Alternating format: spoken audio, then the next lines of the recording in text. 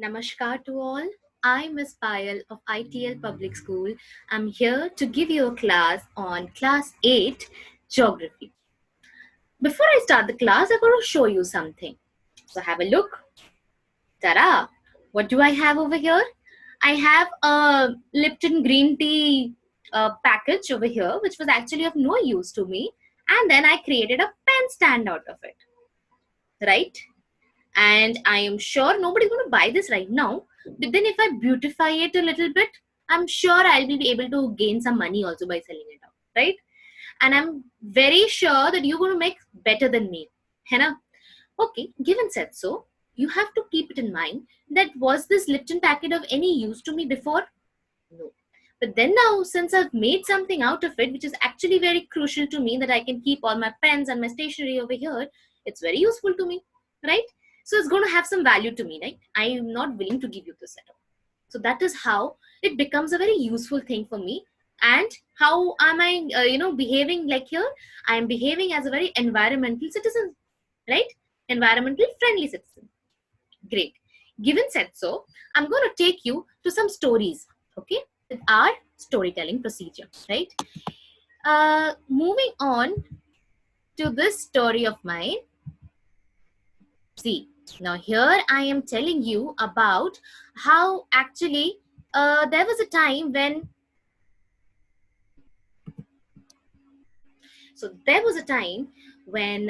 there was once upon a time there was an area in which the government, the people over there, they were living a very happy life. But then what tend to happen is that they suddenly got a summons saying that the Britishers are going to come and they're going to attack on their area. Now the king of that area, he became very suspicious of how to tackle the situation, and their army had actually all depleted at that point of time. So how to go about it? So then they said, the people of that area, they came together. They said, we are going to act as the soldiers. Now we're going to fight this war together.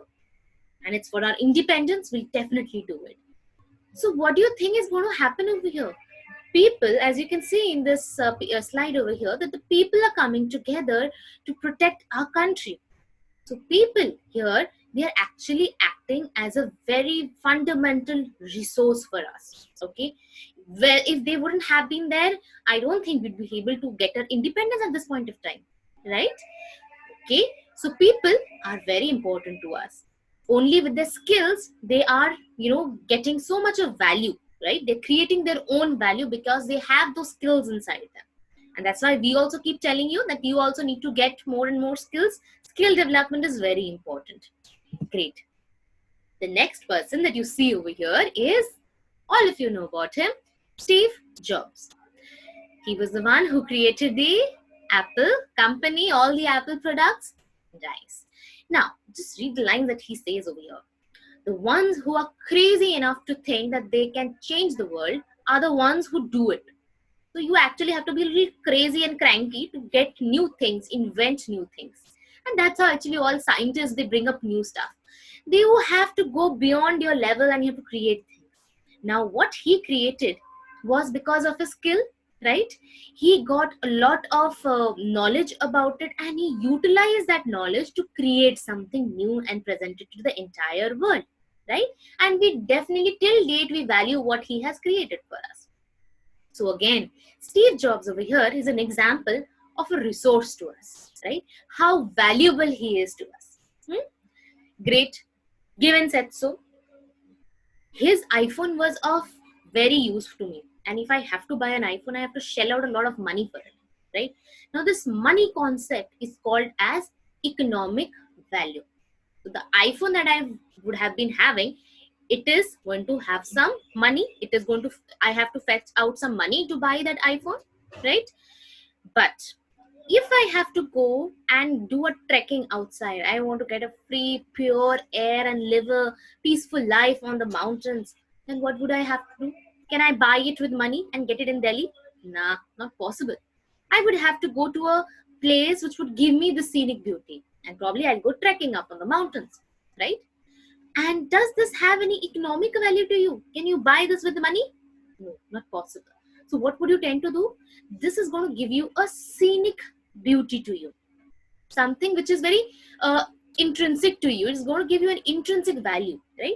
Something which you cannot measure with money, right? You cannot buy a pure air for you yourself, right? Even if you have an air purifier at home, it might be giving you value, but then if you have to go and get yourself a beauty of the mountains, you'll have to go there itself, right? And this does not have an economic value. However, look at the picture next up over here. What does it depict? It shows that women are actually standing over here because they have scarcity of water, right? So water is very fundamental to us. What do we do? When we don't have water, what do we do? We'll have to call a tanker. We'll have to pay money to the tanker until unless the government is providing. So let's assume the government is not providing you the tanker. We'll have to call the tanker wala. Bhaiya, give us some water because we are thirsty. We do not have water in the tanks and our life cannot go on without that. Unsustainable at all, right? And today we have created this situation all around us that we are dying for water, right? The basic, very fundamental thing which is available on earth so easily, but yet we are fighting for it because we have not utilized it in the proper way. Well, so when we call the water, this water is going to get us the satisfaction. Obviously, when I tell you, do you want to drink? If I ask a thirsty person, do you want to have water? He would definitely say, yes, I would want it. And in this kind of a scenario, he would have to pay money to get that water. What happens when you're out somewhere, you don't carry a water bottle with you, you will have to actually go and get yourself a plastic water bottle, right? That's how water is actually having some economic value, like economic value. Great, given said so. Look out for this cartoon over here. On one side you have a very happy, cheerful person who's trying to say what you want to say, and he is able to understand, so he's very happy. However, there's a person who's sleeping. And I'm sure in your class also you'll be having some students who will be actually dozing away in some of the classes. It's because they are not getting what they are actually interested in. And you see an intersection point, an area which is very common. It is the portion where what you want to say, you are interested in it, it's matching. Like what your teacher is teaching you is might be of interest of you, and then you are very careful in the class, and you're attentive in the class, and you're listening to it, and then the things are going into your head. That is valuable, right? Similarly, there are many things around us which are just there, but they don't have much value to us. It only has value to us when it is going to be useful to us, right? So I use the word value. Earlier I used the word economic value, right? So now I'm just categorically saying it is about value. So it's going to have value when it has some use for you. For example, I have some logs for you. If I give you these logs of wood, is it going to have any value to you? What will you do? You'll say, ma'am has given this to beat my head on this or what? But then, if I create stationery out of this, and supposedly I give you this pencil made up of this wood, what is going to have? It's going to have some value to you, right? So this is how the value is there, and then this pencil is going to be useful to you. Imagine this rubber at the end also. That's also coming from the tree. But I give you rubber latex from the tree bark. Is it going to have any value to you? Nah, you will say, what is this sticky material? But then this pencil, this eraser at the back, that's going to all create value to you. And this value, we call it as the utility. So when anything is useful to you, you say is giving you utility, right?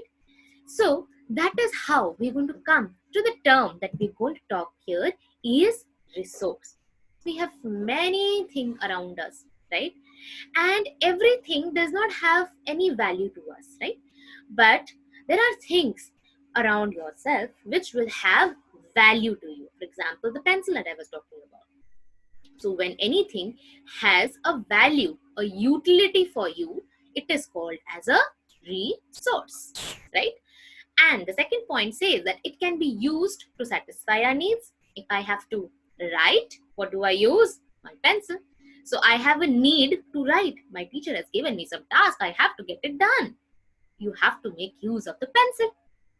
And some of the resource may have economic value, while the others may not have economic value. So for example, If I say I have to go and get a pencil from the shop, you will have to fetch out money for it. And money is because this has a economic value. Whereas you might have things around you, maybe this stand itself, but then this does not have an economic value as of now, right? So there are many things which have economic value, and there are things which do not have economic value. Hey, for example, I've got a very good idea for you. Your mother's love. She loves you indefinitely, I'm very sure of it. But then, can you buy the mother's love? She's always preparing good stuff for you in the kitchen. She's taking care of all your necessities. And that's something which you cannot buy with money.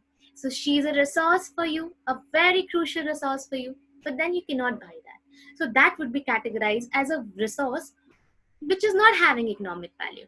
Whereas, say an example of a pencil, a pen, a book for you, milk packet, right? All these things are going to be useful to you, and hence it's going to be called as a economic resource for you. So I hope you were able to understand what does this term resource mean. And now I've got a task for you. I'm not going to leave you that simply. Now you look around yourself, okay, and your environment, just inside your home rather, and find out 10 things which are actually useful to you and that you would call as a resource. Over and above this, you can also find out some one resource, okay, take up any one resource which is actually not useful to you, okay. So you take up anything which is not useful to you and you transform it into a resource. For example, tada, my pen stand. So similarly, you take up something and you try to become environmental friendly. All right. Thank you for this class. I hope you were able to understand